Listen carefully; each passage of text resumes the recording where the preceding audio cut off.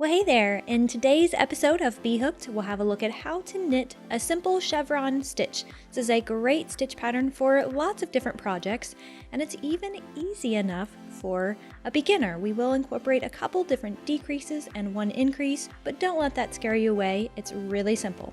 Now you can find the written instructions as well as more information about the yarn I'll be using, Red Heart Colorscape, over on my website. You can access that at bhookedcrochet.com/knit chevron. All right, now let's get to it.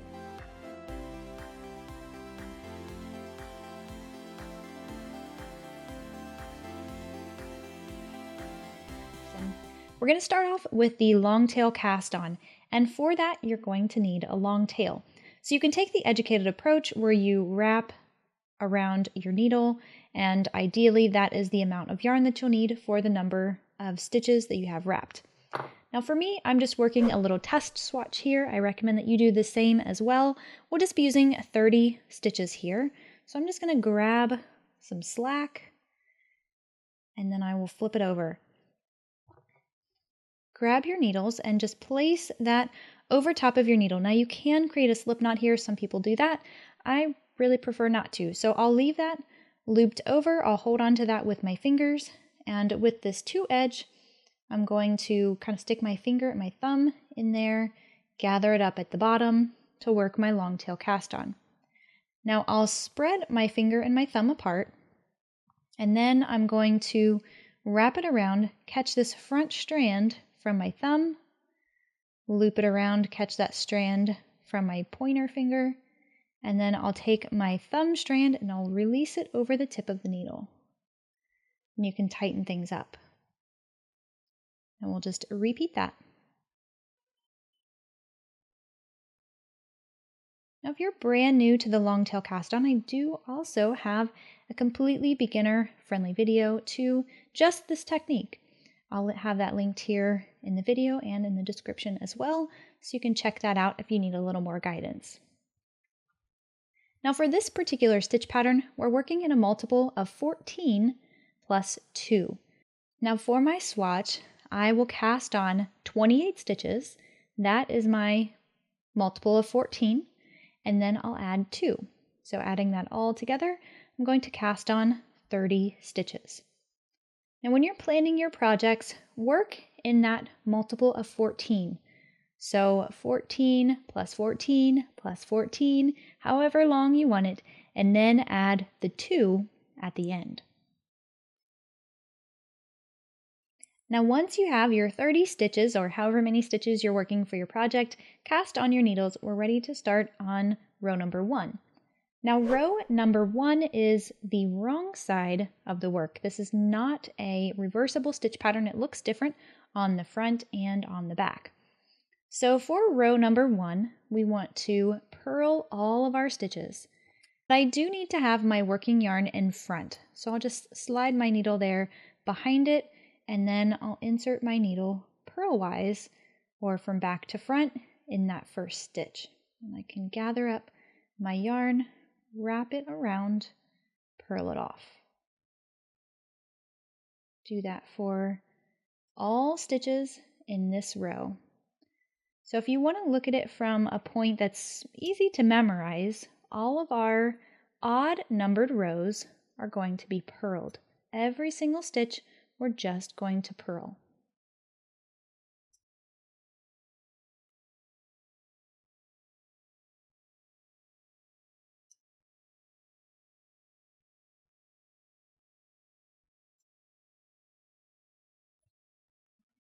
Now once you've finished purling your first row, we can go ahead and turn our work, and we'll start on row number 2. Now row number 2, an even number row, we have the same repeat for all even number rows. We're going to incorporate a lot of different stitches, but I promise this stitch pattern is memorizable. After you work it a few rows, you'll have the hang of it in no time. So for the first stitch, we want to knit.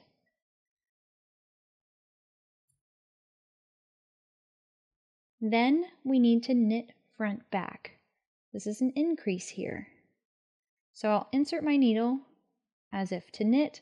I'll knit it like normal, but instead of sliding it off the needle like I would normally slide it off here, I'm going to hold things there, swing the needle around, find the back part of the stitch, and stick my needle in there.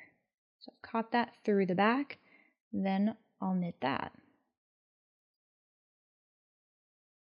Then we can slide it off. So that results in 2 stitches there. It's just a standard knitting increase. Next, we're going to knit 4.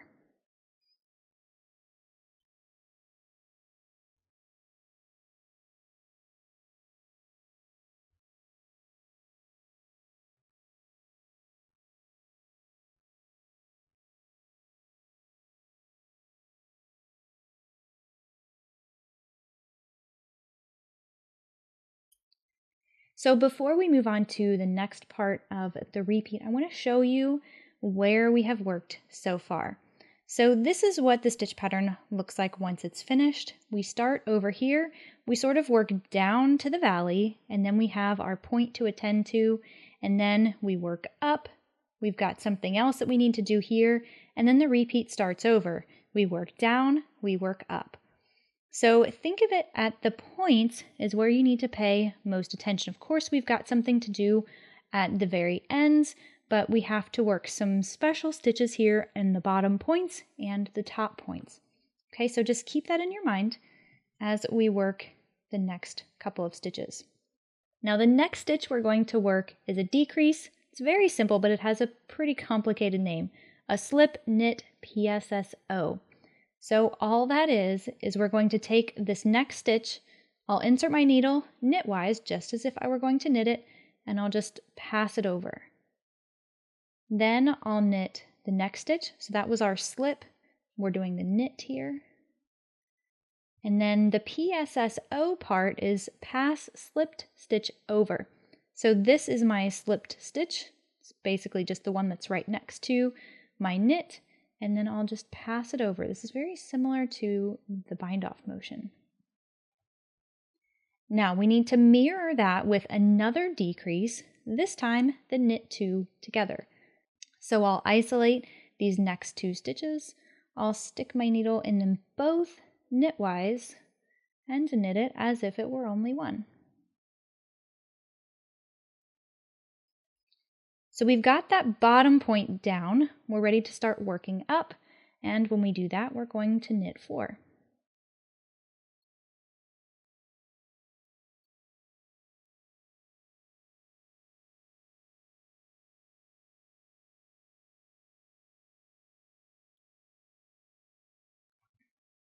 So now we're at that top point and we need to increase for the top point. We're going to do some more knit front backs. You've already seen this there at the beginning of the row here. We'll insert our needle knitwise, knit it, but don't pass it over. We'll swing it around, stick your needle in that back loop, and then knit. And these can get a little tight, to be honest with you. It's easy if we just try to be as relaxed as possible. We're going to knit front back on the next stitch as well. So this front one is always pretty loose. It's easy to work. As you're swinging it around, getting your needle into that back part, that's where it can be a little bit tight, and we have a tendency to muscle it, and that really works against us. So try to keep your yarn as relaxed as possible so you can get 2 stitches where the tension is pretty uniform. Now we've worked that point at the top. That's all we have to do. So we're working down now. We'll knit 4.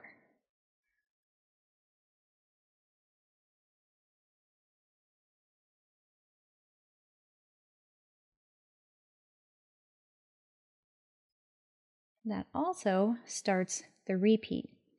Now we're at the next bottom point. Remember, we have that big long name of a decrease. We're going to slip, knit, and then pass the slipped stitch over. The next decrease is knit 2 together. Sometimes it can be a little difficult to get your needle in there too. Then we're going to knit 4.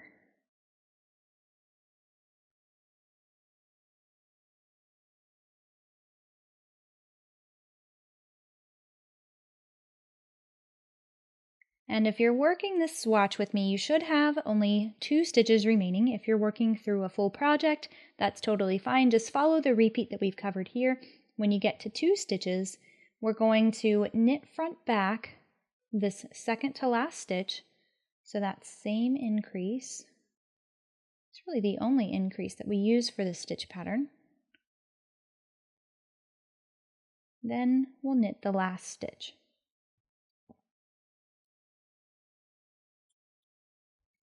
Now that finishes row number 2. We don't see much of our stitch pattern here. We're ready to go ahead and flip our work. Now we're looking here on the wrong side of the work.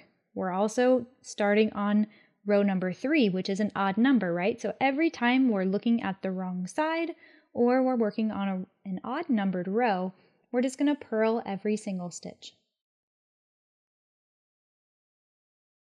The thing I really like about this stitch pattern is that although it looks very complicated, and yes, we are incorporating 2 different decreases and an increase, the row repeat is really simple. We're just alternating 2 rows over and over, and all you have to do is just memorize that second row repeat.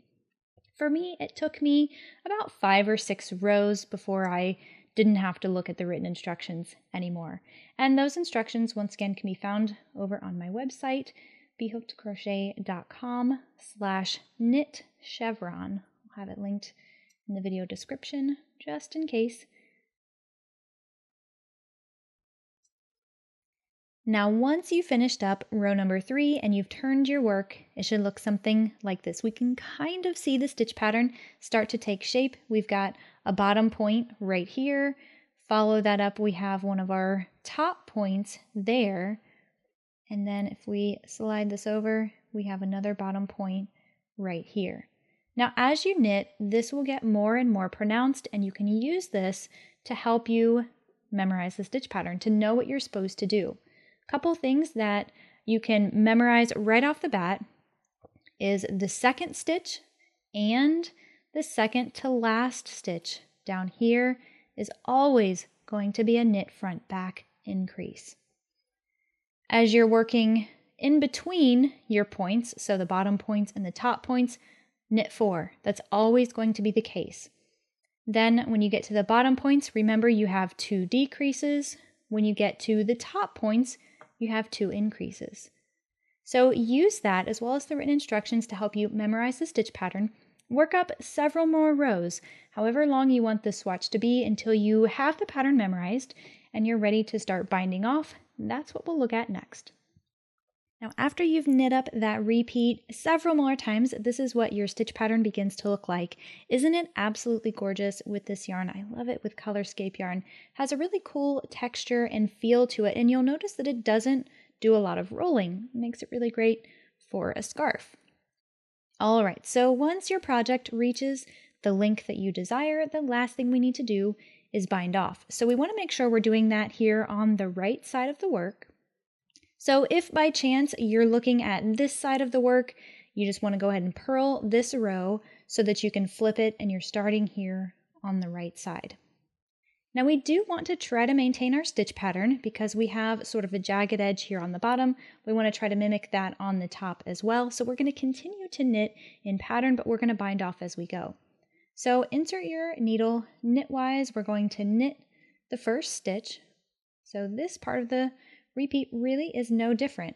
Then our next stitch is a knit front back, just like we saw before.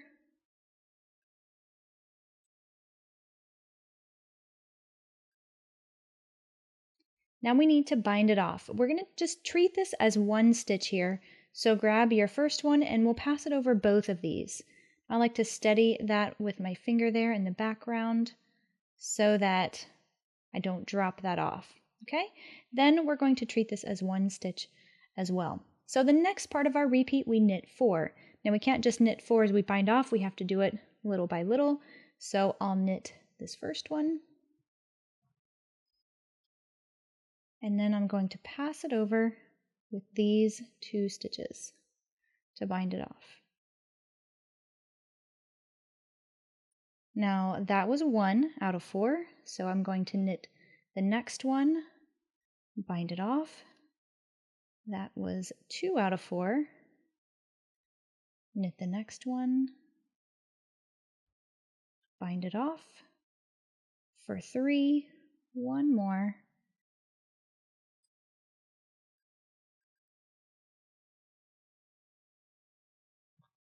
now this part of the repeat is where we slip one, knit one, and then we pass that slipped stitch over. So I will slip one, I will knit, I'll pass that slipped stitch over. But remember, that's not binding it off, that's just for our pattern. So now I'm going to take this and pass it over to bind it off. Then the next stitch is a knit 2 together. So I'll go ahead and knit 2 together. And if you need a refresher on this, just go ahead and refer to the written instructions. This is the repeat for row number 2. Then I'll go ahead and bind it off.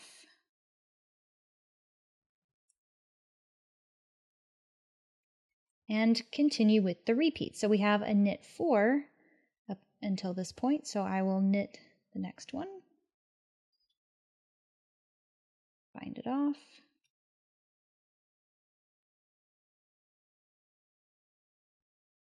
and 4. So let's pause here for a moment and look at what's going on. We still have our shape to our chevron or our zigzag, and that's why we're binding off in pattern. But let's say you find this completely exhausting and you just want to do a bind off that's very simple. Well, you can go ahead and bind off in knits. So basically you're going to knit 2, bind it off, knit 1, bind it off, and continue, sort of like we're doing in this section of the repeat. But when you do that, you're going to have a straight edge along the top, and it's not going to mirror or look like what you have down at the bottom. All right, so at this point we have our 2 knit front backs. We're going to go ahead and work those.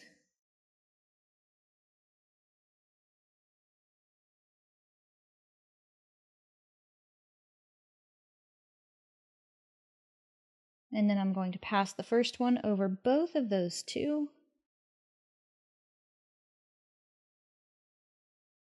Then knit front back once again. And just remember that I'll be treating that as 1 once I get through this.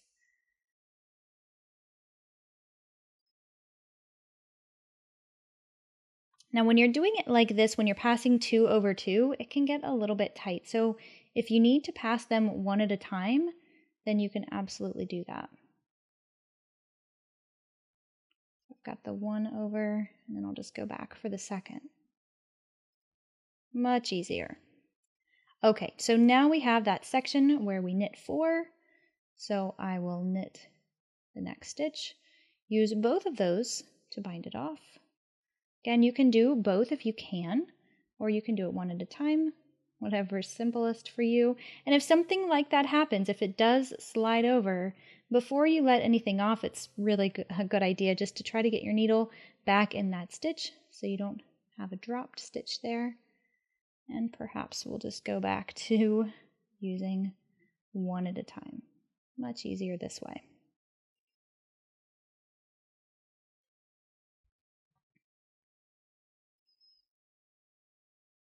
We'll knit the next one. This will be knit number 2 in our 4 sequence. This is 3.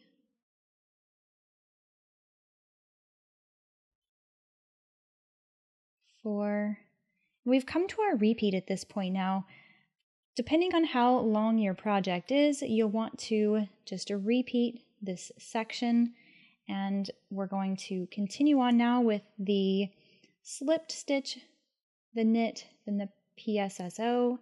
So now with this, we've come to our repeat. Our repeat starts right after we finish that. We've knit 4, and then we have our slip, knit, PSSO, then our knit 2 together, what we saw here in this section. So I'm going to continue on with the end of my row here. You'll do the same for your project. We'll meet back up at the end of this row. We'll talk about finishing things off.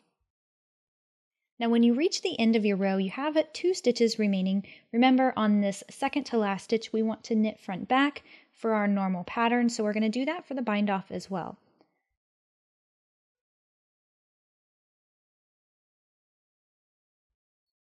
Then I've knit front back. I'm going to pass this one over both of these two.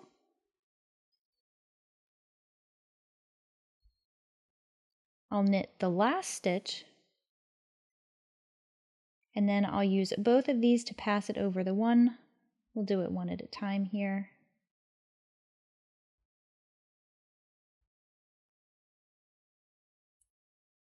And there you have it. That's the bind off. Of course, we can go ahead and trim ourselves a tail.